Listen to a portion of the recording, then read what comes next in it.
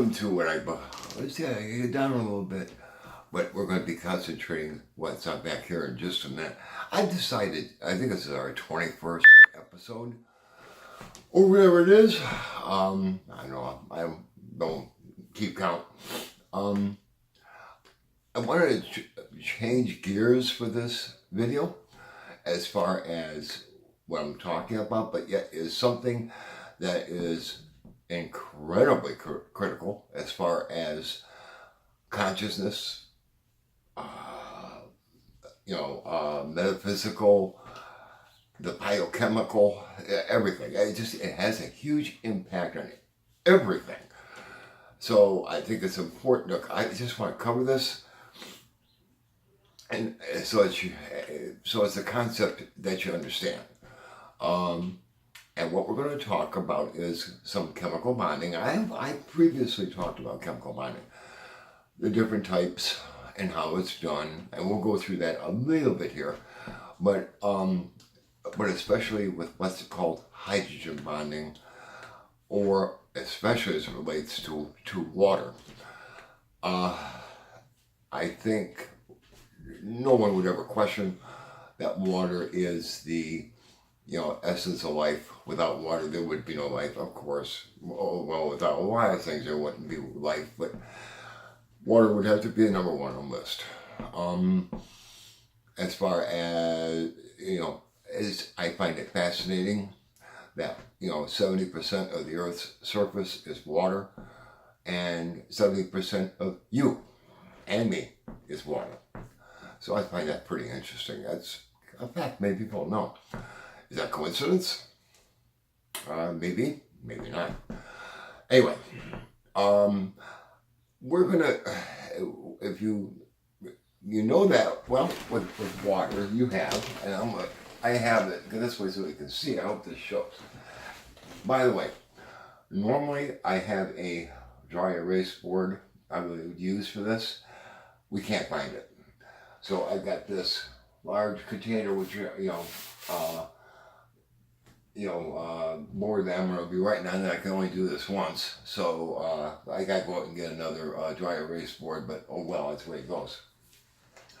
Of course, we have, water, as we all know, is H2O. I hope that shows pretty good. Maybe I should write a little bigger, but I think you see it. And what does that mean? It means every molecule of water contains 2 hydrogen and 1 oxygen. The oxygen molecule, here's your nucleus.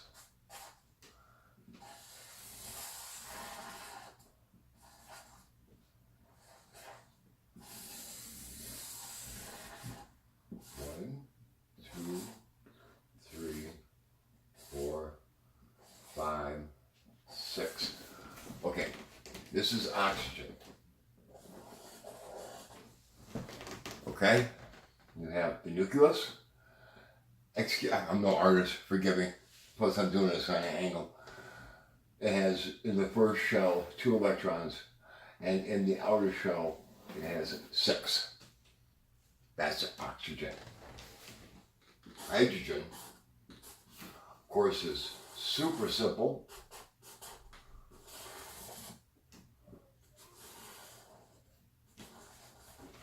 It has a nucleus with 1 proton and the 1 electron going around it. And the way, I think I mentioned this before, as far as how it works with, when elements are happy is when their outer shell is filled. In the case of hydrogen, it would be happiest if there was another atom here, or another electron.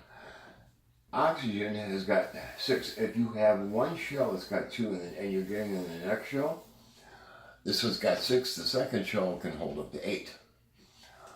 So this oxygen atom is happiest when it's got 8 in the outer shell.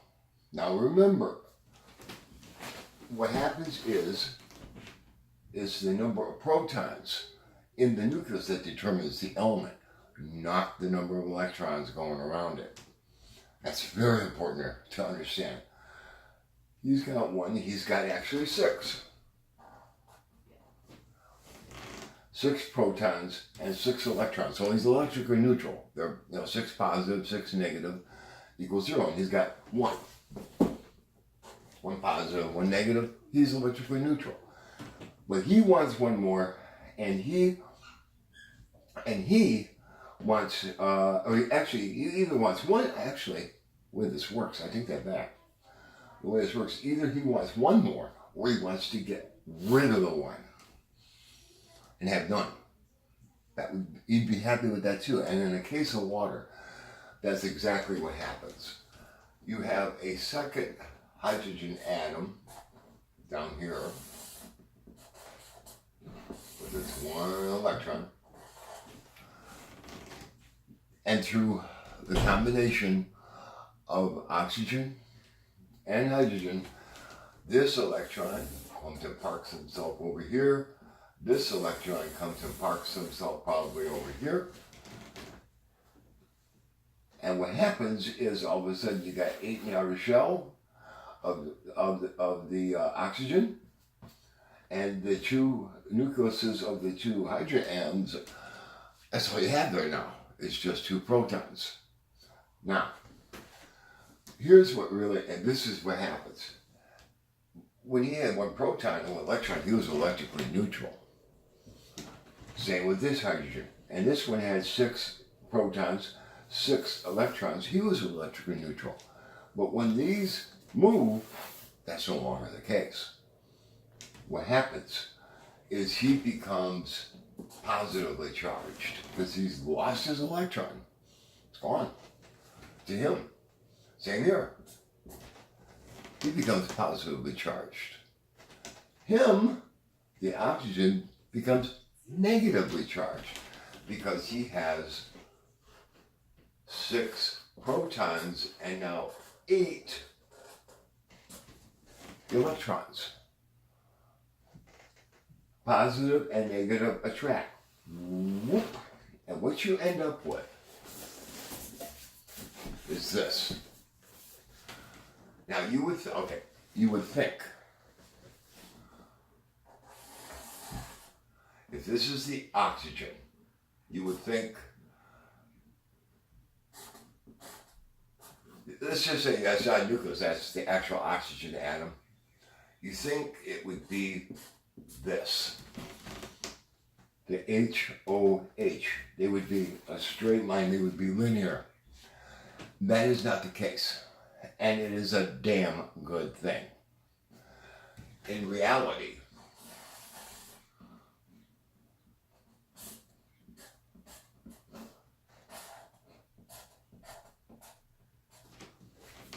that's what a water molecule looks like. Don't forget, in this case, he's negatively charged, he's positively charged because each one of these hydrogen atoms has lost an electron to the oxygen, making him negatively charged and these 2 positive. This is what's called, it has a name. It's called a dipole moment. D-I-P-O-L-E, because there's 2 poles now. Everyone thinks water molecules are electrically neutral. They are not. They have a negative and a positive side to them. It is minute, the amount of difference, but it is there. And once again, it's a really good thing it is, because if it wasn't there, life wouldn't exist. What happens is, try to envision, once again, I'm sorry, I'm no artist. This is negative, if you got another hydrogen atom over, or oxygen, water, I'm sorry, that goes like this. The positive side of that hydrogen is attracted to the negative of that one. Of course, this one's negative, that one's positive. So, can you start to see what's going on? As far as all these positive and negatives kind of, line up so that they are like, they're magnets. And they line up, so that the positive and negatives all satisfy each other. Now what happens, why is this critical? It's because, okay, first of all, here's something else. I forgot to say this.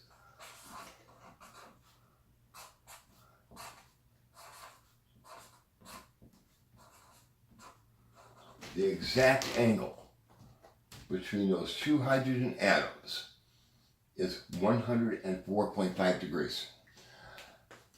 If it was anything different, water wouldn't be what it is, because it sets up these positive and negative charges just perfectly. In other words, if it was 90 degrees, or if it was the 180, or if it was something other, water wouldn't act the way it does. It would freeze at a different temperature. It would have a different boiling point. It might, if it was this, I think the boiling point of water would be like, instead of being 212 degrees Fahrenheit, it'd be like 100 degrees. In which case, we'd be in trouble. In addition, now this is really weird. There has been studies done. Say what you want about holy water, whether it be in the Christian sense or in a metaphysical sense.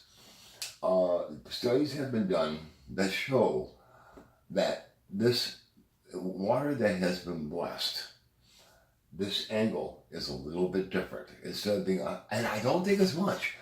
Like it's normally 104.5 degrees is like 104 or 105 degrees. It's minute, but there is a difference. I find that fascinating.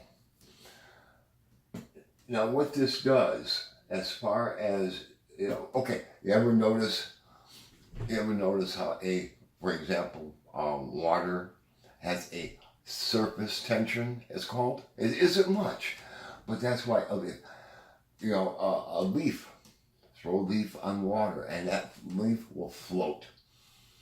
It won't break that surface tension. That's why some bugs, anyway, can walk on water. It's because that surface tension is due to this hydrogen bonding. This hydrogen bonding is where one water molecule is attracted to the other because of the difference in the electrostatic of the individual atoms. Where this becomes incredibly critical is, you say, okay, if I understand that. Well, number one, this is what determines, the reasons this hydrogen bonding is so critical is for two reasons. One is it determines what's soluble and what's not. In other words, sugar is water is a polar compound. Only polar compounds will dissolve in polar compounds. In other words, sugar. You take a spoonful of sugar, put it in a glass of water, dissolves. It's because of this hydrogen bonding that happens. Because the sugar molecules are slightly polar, and they disperse and hook up with the pluses and minuses of the water. If you have many what they call hydrocarbons, they say oil and water don't mix. Oil, which is just carbon and carbon and hydrogen, has no polar aspects to it. It won't dissolve. That's why oil sits on water. You may think this is no big deal, but tell that to the membranes of your cells, because the membranes of every cell in your body uses this principle to keep a cell together and to allow certain molecules to pass through it easily or not. In addition, this if you've ever seen the molecule, those molecules of DNA, where they got the staircase, so to speak. What happens is It's hydrogen bonding that holds DNA together. It's hydrogen bonding between the different components of the DNA that hold the DNA together. And when your cells duplicate themselves and they duplicate the DNA, they break that hydrogen bonding. There's enzymes that do that, and it just unfolds. And then it reproduces it, and then it folds it back up again, and it's really pretty amazing. This hydrogen bonding is the key to life as we know it in many regards. Every protein, your cells, I said DNA are held together by hydrogen bonding. When they unravel and they're red, then the cell is going to produce proteins, the proteins you need to live. Proteins will, some of which have thousands, and all proteins are made from amino acids. All these amino acids are put together in a certain sequence as dictated by the DNA, and what happens is, as the protein is put together, and as each, the amino acids are put where they're supposed to be, and believe me, it's an incredible complex procedure. This hydrogen bonding starts to come in, and the protein will actually fold in a specific position, or or a shape, and this shape is critical. It's got to be that shape. That's this. To sit here and this is amazing how it really, really works. So I just want to, this, if you ever thought to yourself, give some thought to this, of how the universe really works, metaphysical or not. I'm going to see if I can move this a little closer, if you can, I don't know if that'll help, so that you can see what I was talking about. But as far as, this is what, you think it would be, this is the way an atom of water really is. And you can see the minus here on the oxygen, the plus and the plus. And